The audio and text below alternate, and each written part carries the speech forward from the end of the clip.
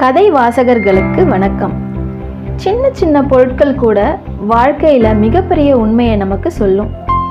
இந்த கதை pencil rubber கிட்ட உரையாடுற மாதிரியான கதை.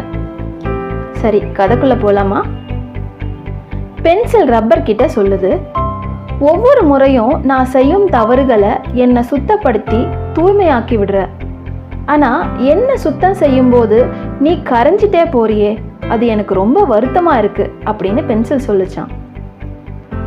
அதுக்கு அந்த ரப்பர் சொல்லுதான், அது என் கடமை தானே, நான் படைக்கப்பட்டதே அதற்கு தான். என்னை பார்த்து நீ வருத்தப்படாத, இதில் எனக்கு ரொம்ப மகிழ்ச்சி தான்.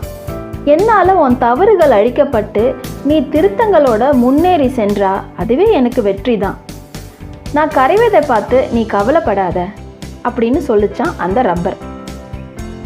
அந்த ரப்பர் வேற யாரும் இல்லைங்க, நம்முடைய பெற்றோர்கள் தான்.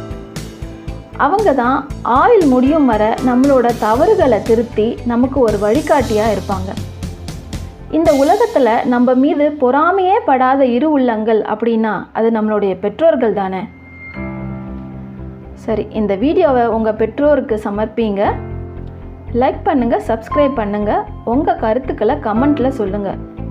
மேலும் இது போன்ற கதைகளுக்காக காத்திருங்க. அது வரைக்கும் நான் உங்கள் ஆர்ஜே சுஜாதா. சாச்சா.